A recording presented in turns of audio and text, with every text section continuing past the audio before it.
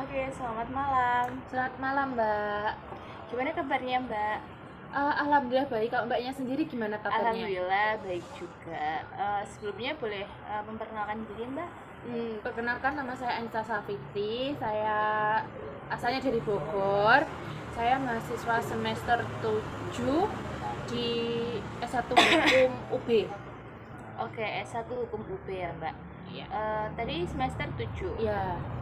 Oke, berarti tinggal skripsian aja ya, Mbak? Iya, betul, dengan skripsi aja. Soalnya kan mata kuliahnya udah selesai di semester 6 kemarin, terus KKN, semester 7 masuk sempro magang, habis itu fokus ngerjain proposal gitu.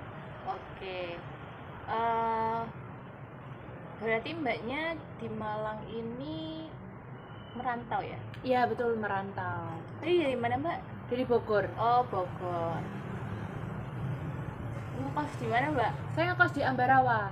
Oh, Ambarawa Iya, ya. soalnya kan gedungnya hukum kan deket. Oh, berapa menit Mbak kalau dari kos? Kalau nggak macet 5 menit nyampe, tapi kalau macet ya sekitar 10 sampai 15 menit. Oke. eh Soalnya kan di lampu merah Sumbersari itu kan macet banget kan kalau pagi gitu. iya ya, Mbaknya berarti lewat Sumbersari situ ya, Mbak? Iya, betul sekali. Oke, baik. Apakah sebelumnya Mbak pernah melakukan konseling? Belum. Ini baru pertama kali saya mengikuti konseling. Oke, baik.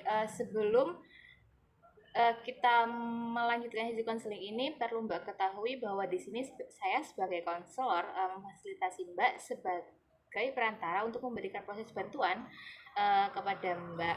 Dan tetapi perlu diketahui juga bahwa semua keputusan di sini itu berdasarkan pilihan Mbak, bukan pilihan saya atau pilihan orang lain.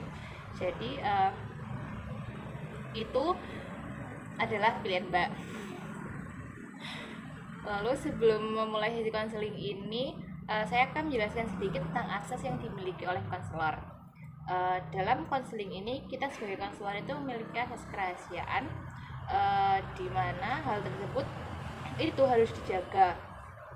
Dan semua permasalahan yang Mbak ceritakan ini tidak akan bocor kemanapun karena kita memiliki akses tersebut. Jadi Mbak jangan sungkan-sungkan untuk menceritakan semua permasalahan Mbak dan yang mau pikiran Mbak. Dan saya berharap setelah ini Mbak bisa saya harap setelah ini dengan konseling ini bisa mengurangi permasalahan yang sedang Mbak alami. Oke, sebelum kita melakukan sesi konseling ini, apa kita bisa menyepakati dengan waktu 30 menit? Saya rasa cukup untuk konseling pertama kita selama 30 menit, Mbak. Oke, baik. Apakah ada hal yang ingin diceritakan? Baik. Sebelumnya saya mau cerita terkait permasalahan saya terlebih dahulu ya, Mbak. Jadi saya tuh memiliki permasalahan dengan teman saya. Nah, teman saya ini tuh sama-sama satu asal gitu loh, dari Bogor. Nah, kita udah temenan dari semester 1 sampai sekarang. Terus awalnya tuh kita nggak satu circle gitu loh, Mbak, cuma sekedar temenan biasa aja. Habis itu kita mulai satu circle itu di semester 3. Nah, semester 3 ini Kak berjalan dengan baik ya, Kak. Semester 3, semester 4, semester 5 gitu kan. Kita satu circle sampai sekarang sebenarnya. Nah, selama 1 tahun itu nggak ada apa-apa gitu, sama semester 3, 4 biasa aja. Malah akrab-akrabnya di semester 4 gitu.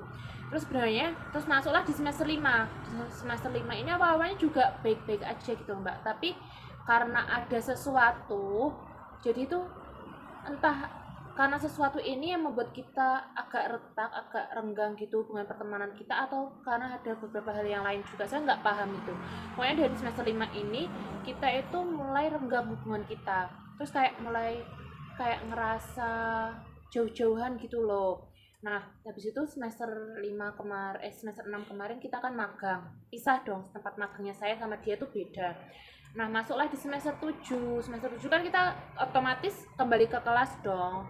Kayak ya nggak seintens semester 5 lah gitu loh. Tapi tetap ada di kelas gitu. Nah, di kelas ini dia itu sikapnya berubah gitu loh sama saya. Nah di semester ini kan saya kesempatan juga menjadi asdos, salah satu dosen saya. Nah dia itu kayak kepo gitu loh, kayak nggak terima kok saya tuh bisa jadi asdosnya dosen saya gitu. Kayak dia tuh nanya kayak, hah kok bisa sih kamu jadi asdos, hah, kok kamu caramu jadi asdos tuh gimana, kamu seleksinya gimana. Padahal emang saya tuh nggak melakukan seleksi gitu loh, saya diajak untuk menjadi asdosnya dosen saya ini lah.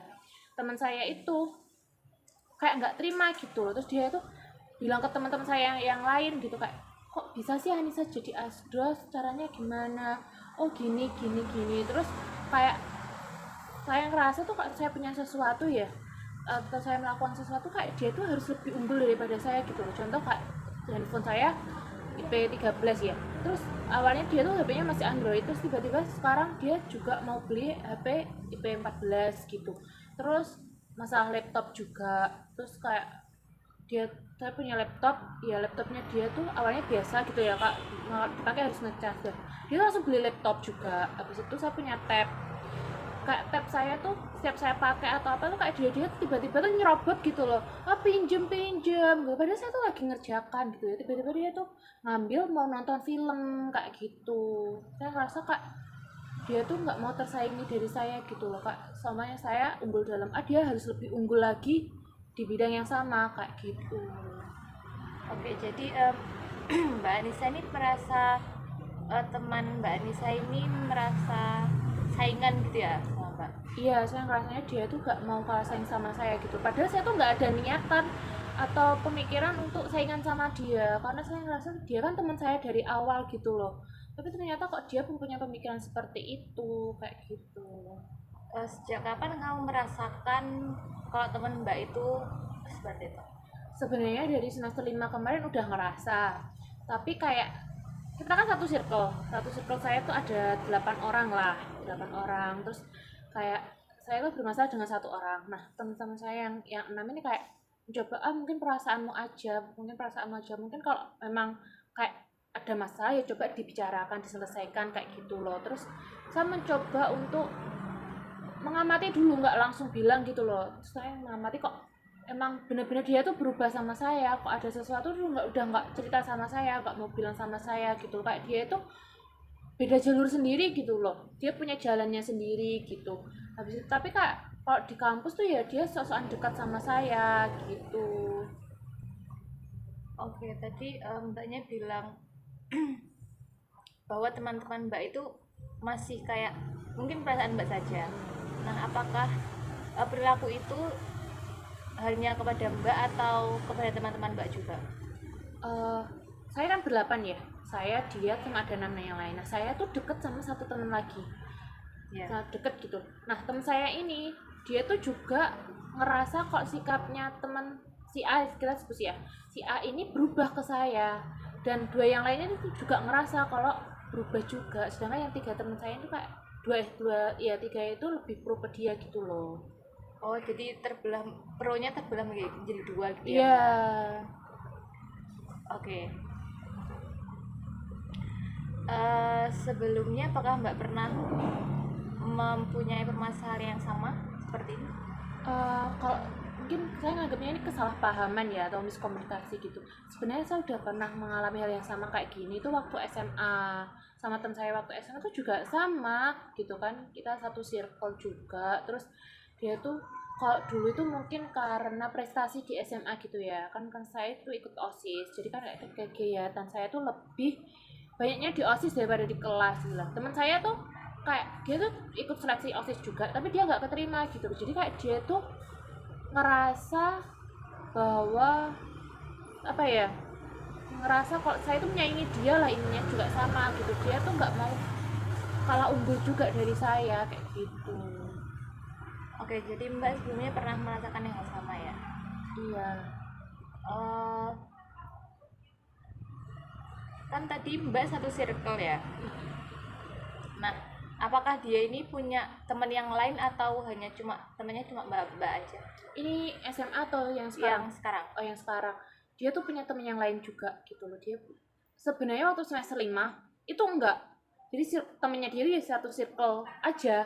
Nah setelah magang dia tuh punya teman lagi gitu, satu circle sama teman magangnya itu gitu. Jadi teman magangnya ini satu kelas juga atau gimana? Beda kelas, ada yang beda kelas. Oh, ada yang beda kelas juga, tapi tetap satu jurusan. Iya, satu jurusan. Jadi setelah permasalahan ini, jadi dia kok menjauh gitu ya Mbak? Ya, dia kayak menarik diri dari kita berdelapan gitu. Terus kayak dia itu lebih sering sama circle-nya yang baru gitu loh, kayak apa-apa sama circle-nya yang baru, apa-apa sama circle-nya yang baru kayak gitu.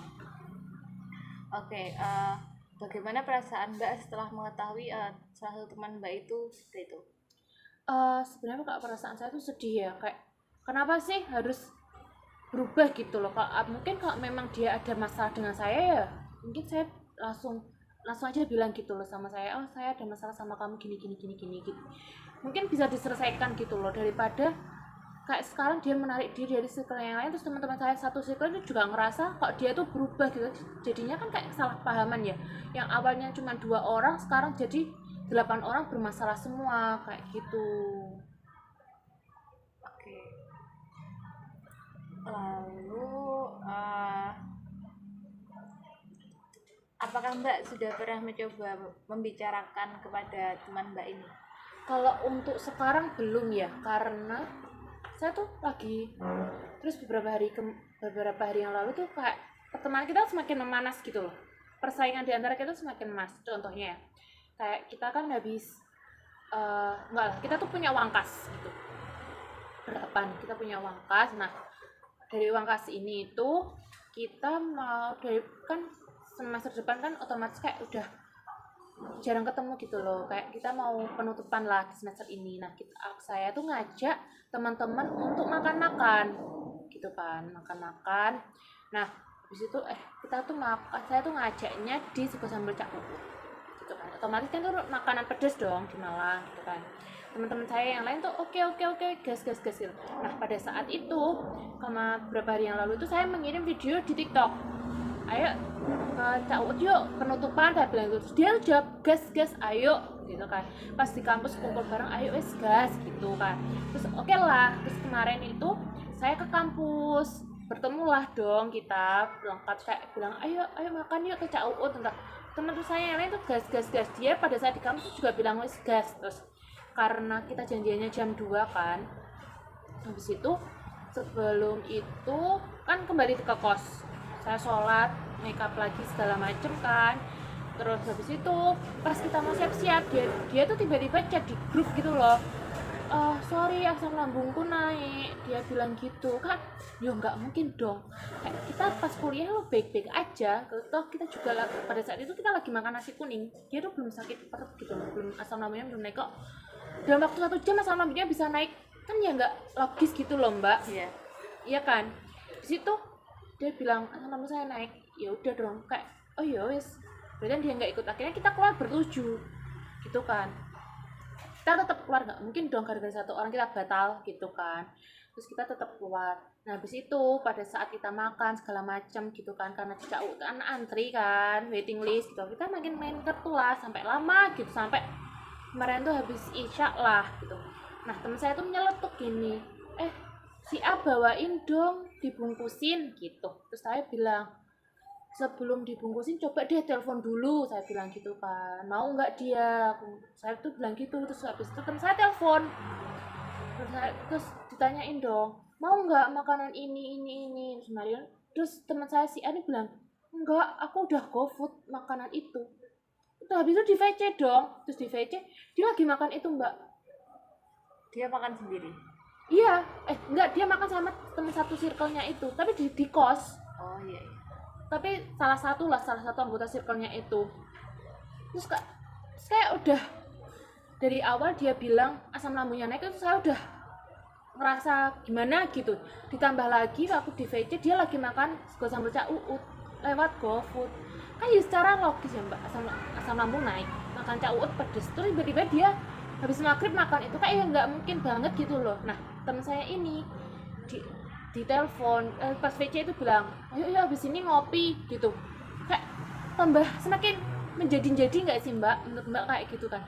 Terus udah makan yang sama, kenapa nggak ayo satu circle kita makan gitu kan, kenapa harus GoFood, terus malamnya kenapa harus ngajak ngopi yang lain gitu loh.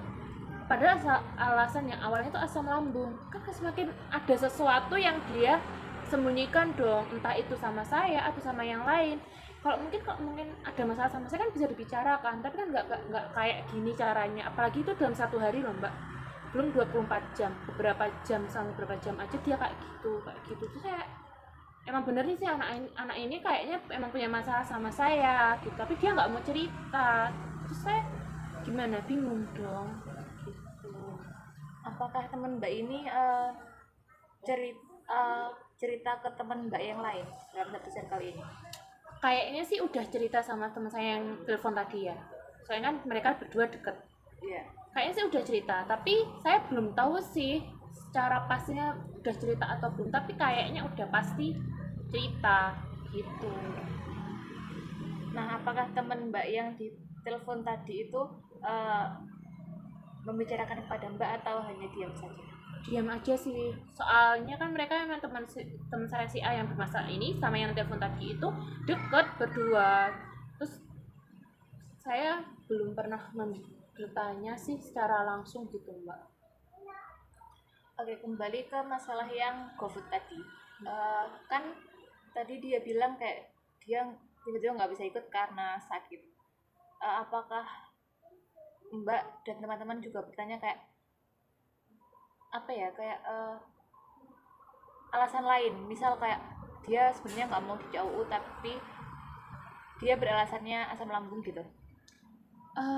Sebenarnya kita nggak sampai kepikiran ke situ ya, tapi kok semenjak dia bilang asam lambung aku naik nih gitu, saya tuh sama beberapa temen kayak alasan gitu loh, kayak nggak mungkin aja orang di kampus kita habis makan nasi kuning bareng gitu loh mbak, terus tiba-tiba pulang ke kampus asam lambungnya naik. Padahal indikasinya nasi kuning kan nggak mungkin menyebabkan asam lambung, orang itu nggak ada sambelnya mbak. Terus asam lambung naik, habis maghrib tiba-tiba di video call mau dibungkusin nggak sampai CAU yang nggak pedes gitu, ternyata dia udah makan yang pedes.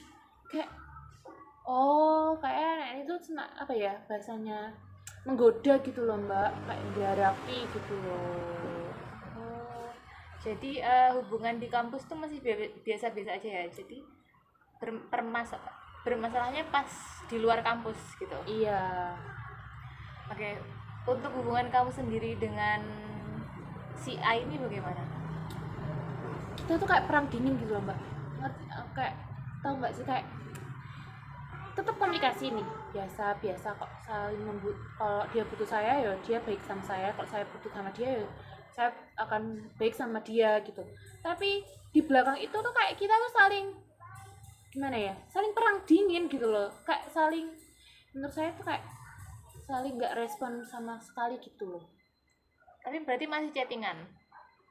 Secara intens enggak sih, soalnya kan kadang tuh dia bareng gitu kan, kos saya deket sama kosnya dia, jadi kayak dia bilang kayak bareng ya gitu, bareng ya nis gitu, oke gitu, udah chat gitu doang. Terus nanti sampai kamu ya kita meskipun satu circle ya, dia bicara sama siapa saya bicara sama siapa gitu. Oh, jadi barengnya itu pas di perjalanan ke kampus saja? Oke, bagaimana perasaan Mbak setelah mengalami permasalahan ini? Perasaan saya sedih ya mbak, otomatis kayak dia lo teman saya gitu dari awal, tapi kok semakin sini kok semakin menjauh, dan saya tuh nggak tahu pastinya awal mula kita semakin berjarak itu seperti apa, tapi saya ngerasanya itu dari semester 5 dan terbawa sampai sekarang gitu. Oke, kan tadi Mbak bilang sebelumnya pas waktu di SMA pernah merasakan yang sama. Nah, bagaimana cara Mbak mengatasi permasalahan ini? Waktu SMA dulu saya tuh ngajak keluar teman saya, karena kita kan masih sama-sama remaja kan, jadi enak gitu loh mbak. Saya ngajak dia keluar, saya ngajak ngobrol dia, terus kayak saya salah apa sama kamu, kita ada permasalahan apa gitu, kita kan satu circle, kenapa nggak kita bicarakan baik-baik, kalau kamu nggak mau diketahui forum yang besar ya paling nggak ngajak saya keluar aja berdua gitu loh, kita komunikasi berdua kayak gitu. Terus saya juga ngomong, oh iya saya jujur-jujuran dulu, sebenarnya saya tuh merasa gini sama kamu, mungkin kamu juga sama merasakan hal yang sama seperti saya gitu. Terus akhirnya dia juga jujur. Nah dari pembicaraan ini akhirnya kita baik-baik lagi mbak, kita menemukan jalan titik keluar. Oh ya ternyata kita miskomunikasi di sini seperti itu. Oke, kan Mbak kan sudah pernah mengalami hal yang sama. Apakah di permasalahan yang ini, apakah Mbak ingin menyelesaikannya juga dengan cara yang seperti itu? Saya baru kepikiran ya mbak, kayaknya saya akan mencoba hal yang sama yang seperti dulu saya lakukan waktu SMA ke teman saya sekarang yang kuliah ini, kayak gitu. Mungkin saya mencoba akan mengobrol dengan dia, kayak ngajak face to face lah, empat mata aja gitu. Saya tanya sebenarnya permasalahan kita itu apa, kamu ngerasa nggak sih sebenarnya kita ada yang berubah, kayak gitu. Kalau saya salah, tolong kasih tahu salahnya saya di mana, mungkin saya bisa memperbaiki, atau saya akan mengeluarkan unek-unek saya juga terkait dia gitu loh. Kenapa sih kok semakin menjauh gitu loh, apakah kamu merasa tersaingi dengan saya? Kalau kamu memang tersaingi ya dalam hal apa gitu loh, tersainginya kayak gitu. Mungkin kalau dia tersaingi dalam masalah A gitu, ya mungkin saya akan mengurangi kelebihan saya di A kayak gitu, biar kita sama-sama sejajar lagi gitu loh mbak, biar nggak terpecah belah dan semakin menjauh kayak gitu. Kan kasihan juga, saya juga prihatin juga gitu loh sama hubungan pertemanan saya kok mungkin gara-gara masalah sepele, mungkin gara-gara miskomunikasi gitu kan, kita jadi jauh hubungan kita seperti itu. Oke, jadi di sini tuh Mbak ini ingin memperbaiki hubungan Mbak dengan teman Mbak gitu ya. Iya. Oke, saya bisa merasakan apa yang Mbak rasakan, dan saya juga mengapresiasi Mbak karena Mbak sudah mau memperbaiki hubungan Mbak dengan teman Mbak. Oke, eh, kalau boleh tahu, apakah ada kegiatan yang menyenangkan akhir-akhir ini di luar dari permasalahan Mbak? Untuk akhir-akhir yang menyenangkan ya banyak sih mbak, salah satunya itu apa ya, saya tuh habis ikut volunteer kegiatan seminar Ya, gitu. oke. Seminar di fakultas saya gitu kan, itu mengadakan seminar itu kerjasama dengan fakultas psikologi gitu. Dia buat acara lah, terus membuka panitia volunteer gitu. Akhirnya saya daftar gitu kan, terus saya juga menjadi salah satu panitia intinya. Itu seminarnya itu membahas mengenai toxic relationship gitu kan. Itu kan topik yang lagi hangat-hangatnya sekarang kan, kayak semua orang mungkin mengalami gitu, nggak semua orang juga, mungkin beberapa kalangan mengalami, entah itu dari pelajar, mahasiswa, orang dewasa pun mengalami kan toxic relationship. Nah kita tuh buat topik itu, terus saya jadi volunteernya, dan acara itu berjalan lancar. Itu satu hari aja sih, terus itu di bulan November kemarin. Itu kan kegiatan volunteer saya yang pertama, jadi kayak saya tuh ngerasa seneng aja gitu loh, acaranya berjalan lancar, terus pesertanya banyak, terus kita mendatangkan materi yang luar biasa juga, jadi kayak bahagianya tuh plus plus plus, terus saya juga menambah relasi pertemanan juga kayak gitu. Oke, selain seminar, apakah ada kegiatan lain? Kegiatan lain yang menyenangkan, sebentar lagi kan libur, saya mau pulang ke rumah, mau balik dulu ke kampung saya gitu. Kampungnya di mana, Di Mbak? Bogor, saya mau balik dulu ke tempat asal saya untuk refresh lah sebelum saya melanjutkan skripsi saya, karena saya juga di sempro kayak gitu. Oke, jadi Mbak mau pulang ke Bogor. Di Tuh. Bogor tuh ada apa sih, Mbak? Wisatanya ya, Iya. banyak banget sih wisatanya, dari puncak, taman safari, terus kebun raya Bogor juga. Banyak sih kalau tempat wisata, yang paling terkenal kan kulinernya sebenarnya di Bogor itu.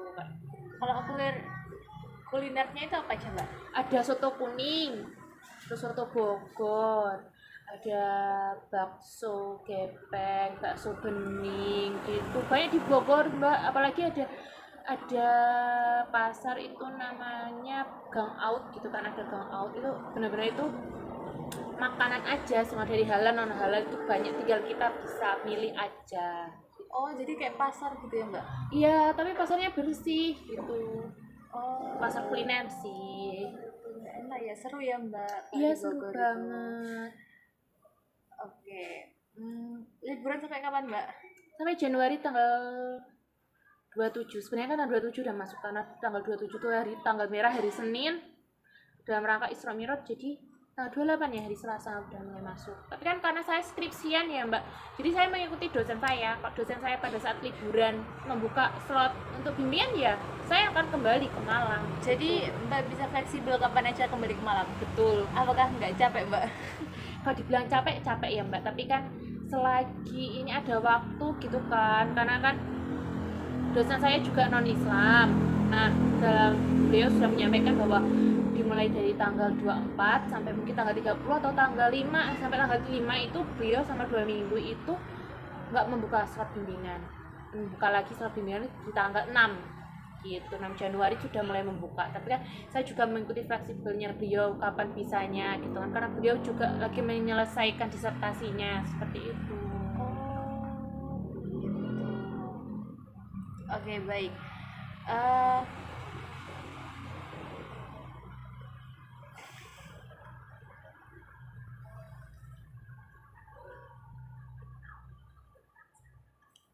Oke, kembali ke permasalahan tadi.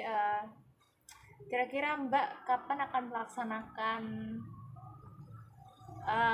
memperbaiki permasalahan dengan teman Mbak? Secepatnya ya Mbak, mungkin sebelum liburan inilah, karena kan saya tuh minggu depan udah mulai libur ya.